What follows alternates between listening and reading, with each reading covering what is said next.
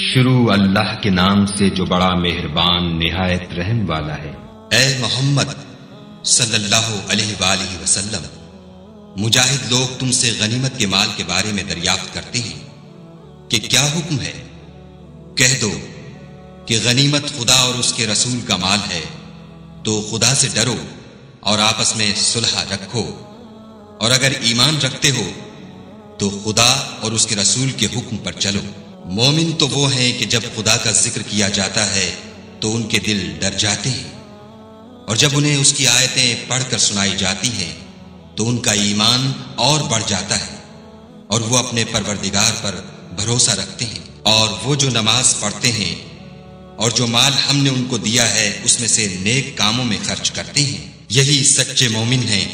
اور ان کے لیے پروردگار کے ہاں بڑے بڑے درجے اور بخشش اور عزت کی روزی ہے۔ ان لوگوں کو اپنے گھروں سے اس طرح نکلنا چاہیے تھا جس طرح تمہارے پروردگار نے تم کو تدبیر کے ساتھ اپنے گھر سے نکالا،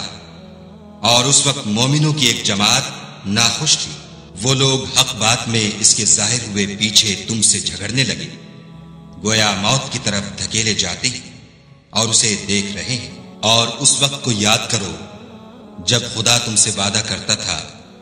کہ ابو سفیان اور ابو جہل کے دو گروہوں میں سے ایک گروہ تمہارا مسخر ہو جائے گا، اور تم چاہتے تھے کہ جو قافلہ بے شان و شوکت یعنی بے ہتھیار ہے وہ تمہارے ہاتھ آ جائے، اور خدا چاہتا تھا کہ اپنے فرمان سے حق کو قائم رکھے اور کافروں کی جڑ کاٹ کر پھینک دے، تاکہ سچ کو سچ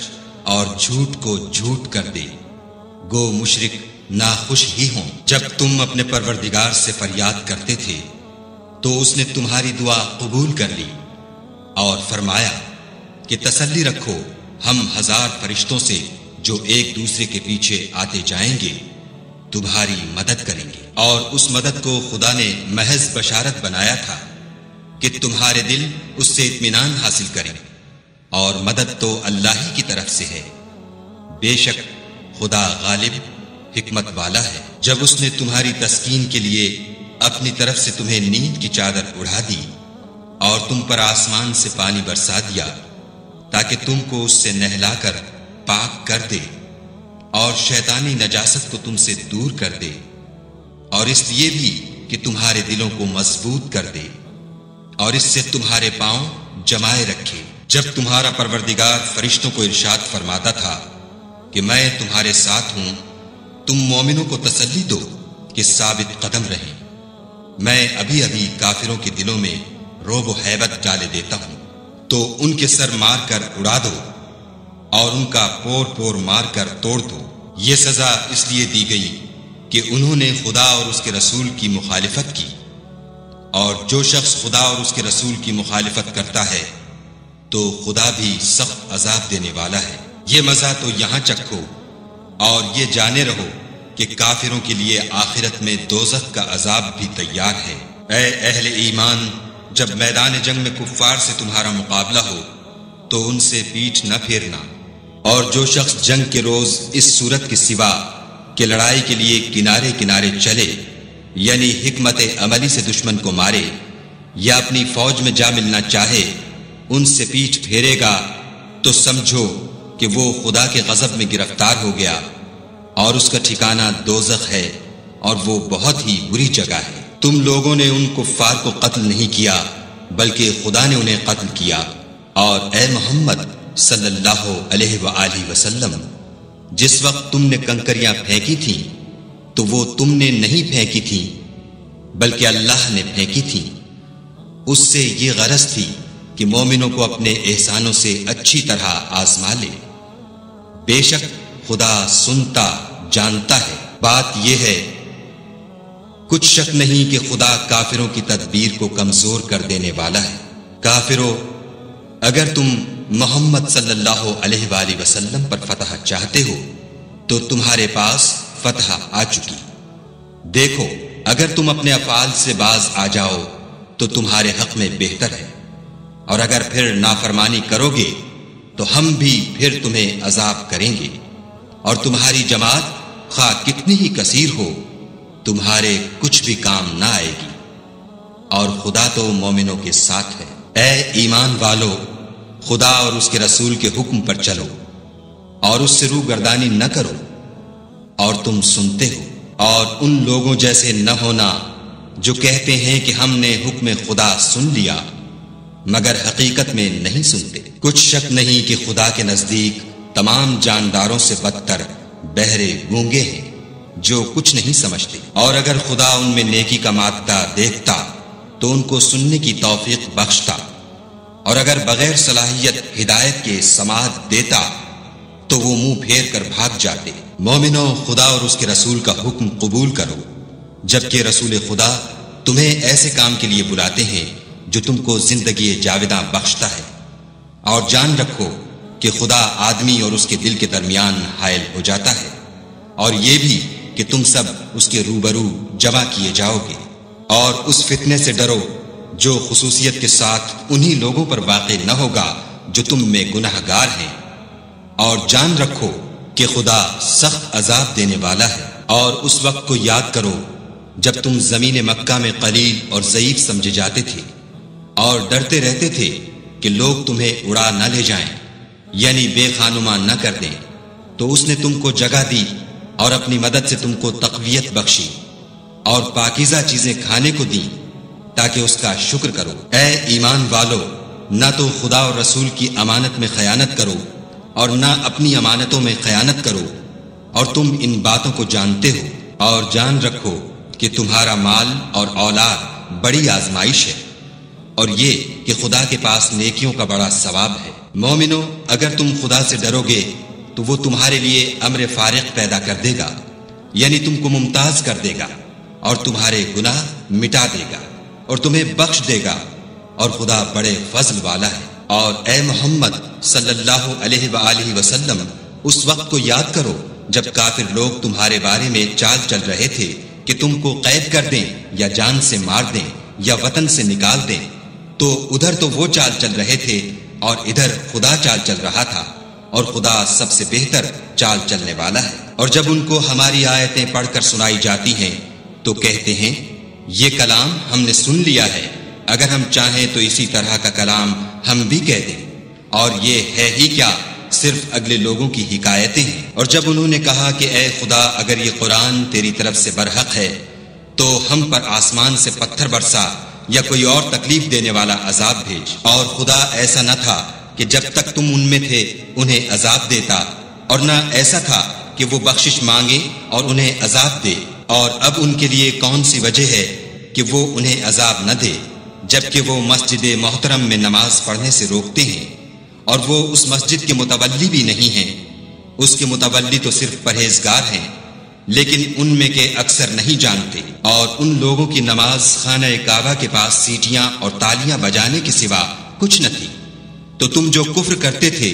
اب اس کے بدلے عذاب کا مزہ چکھو۔ جو لوگ کافر ہیں اپنا مال خرچ کرتے ہیں کہ لوگوں کو خدا کے رستے سے روکیں،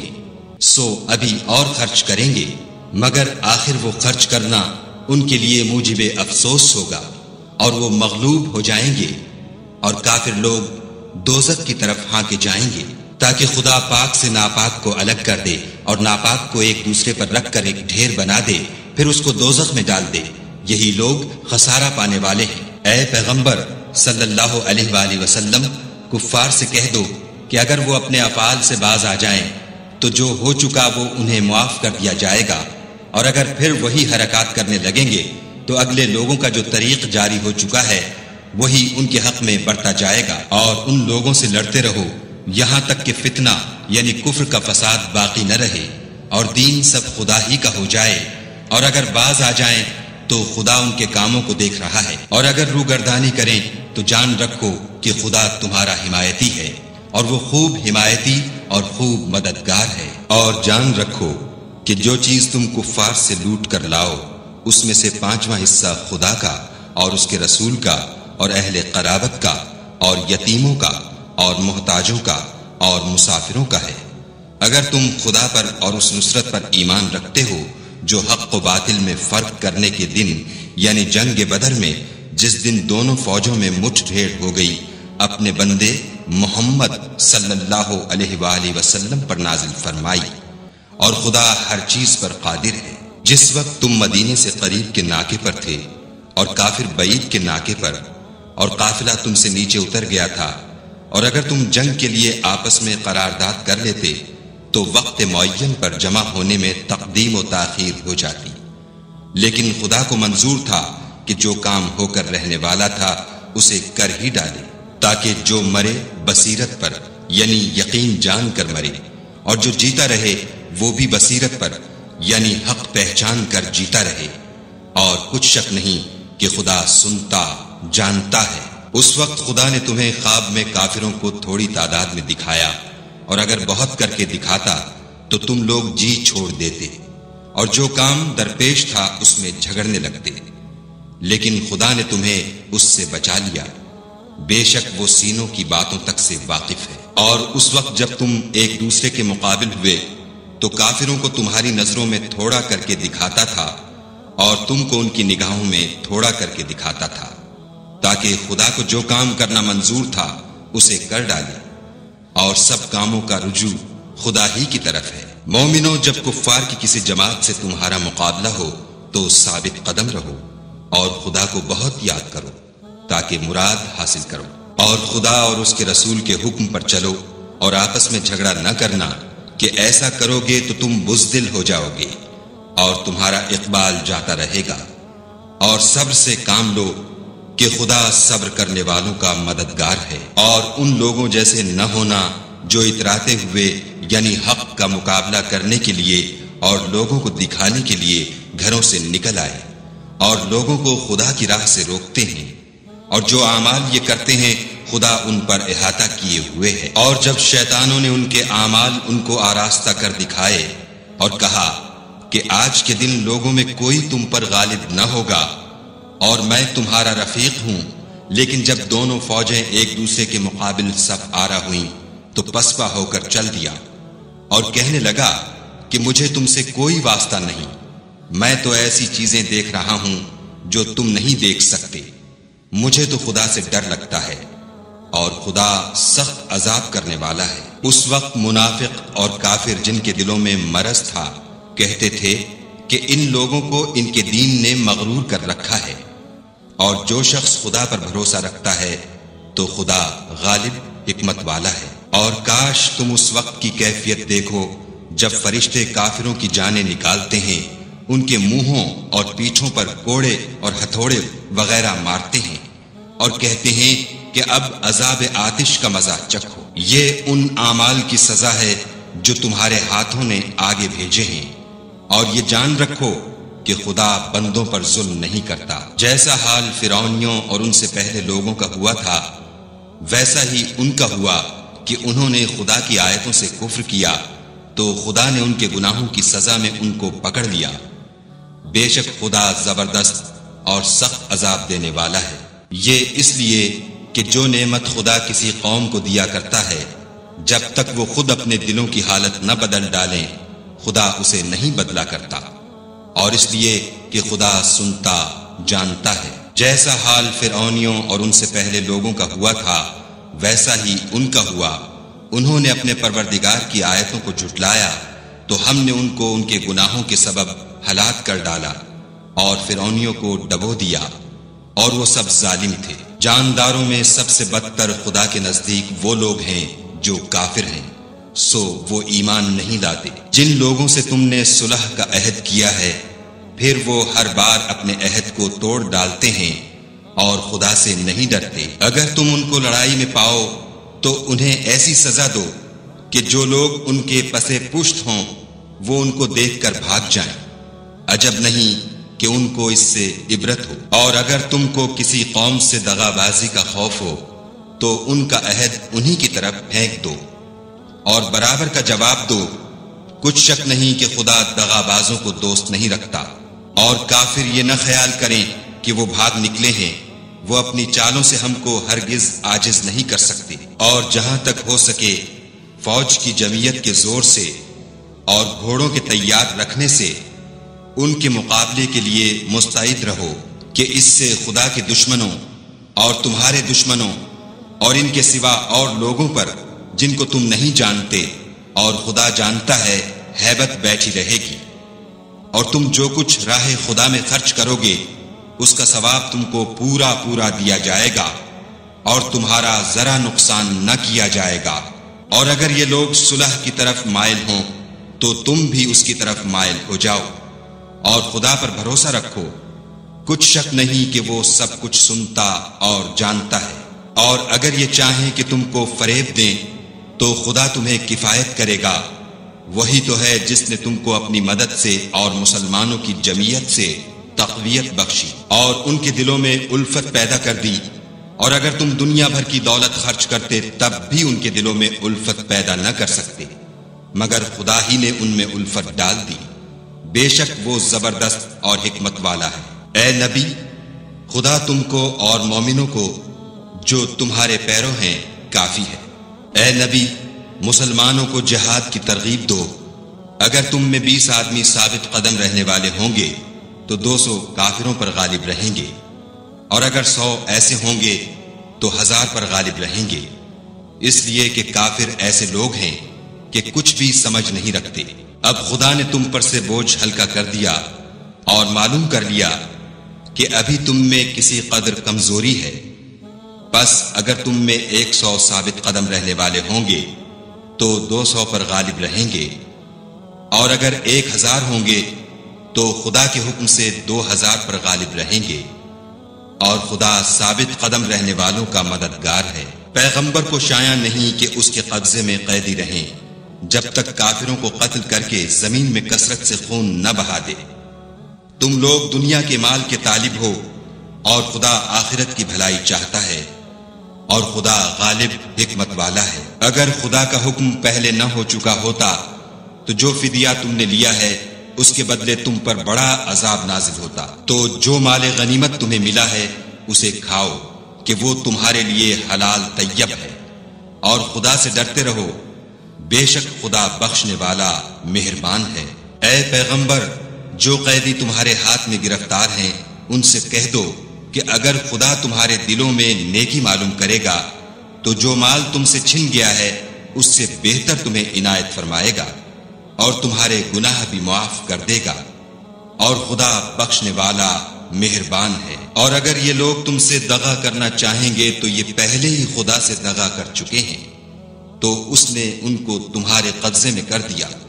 اور خدا دانا حکمت والا ہے۔ جو لوگ ایمان لائے اور وطن سے ہجرت کر گئے اور خدا کی راہ میں اپنے مال اور جان سے لڑے وہ، اور جنہوں نے ہجرت کرنے والوں کو جگہ دی اور ان کی مدد کی وہ آپس میں ایک دوسرے کے رفیق ہیں۔ اور جو لوگ ایمان تو لے آئے لیکن ہجرت نہیں کی تو جب تک وہ ہجرت نہ کریں تم کو ان کی رفاقت سے کچھ سروکار نہیں، اور اگر وہ تم سے دین کے معاملات میں مدد طلب کریں تو تم کو مدد کرنی لازم ہے، مگر ان لوگوں کے مقابلے میں کہ تم میں اور ان میں صلح کا عہد ہو مدد نہیں کرنی چاہیے، اور خدا تمہارے سب کاموں کو دیکھ رہا ہے۔ اور جو لوگ کافر ہیں وہ بھی ایک دوسرے کے رفیق ہیں۔ تو مومنو،